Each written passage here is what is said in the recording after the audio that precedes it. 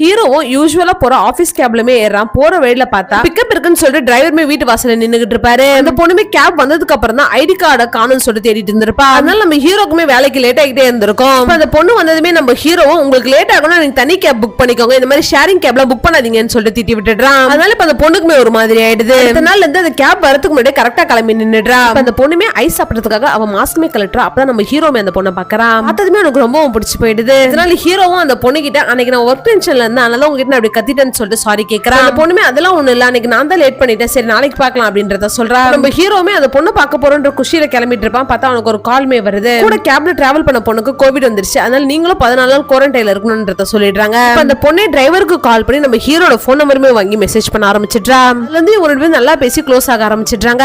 அந்த பொண்ணுமே குவாரண்டைன்ல முடிஞ்சு ஹீரோ பக்கத்துக்காக ஆசையா கிளம்பி வரா. பார்த்தா அந்த கேப்ல ஹீரோ இருந்திருக்க மாட்டான். ஹீரோ வரலன்றதால இப்ப அந்த பொண்ணுக்குமே ஒரு மாதிரி ஆயிடுது. ஹீரோவும் இவளுக்கு முன்னாடி அவளோட ஆபீஸ்க்கு போயிட்டு இப்ப எல்லாரும் மூலமா அவளுக்கு ப்ரொபோஸ் பண்றான். அந்த பொண்ணுமே அவளோட லவ்வுமே அக்செப்ட் பண்ணிக்கிறா.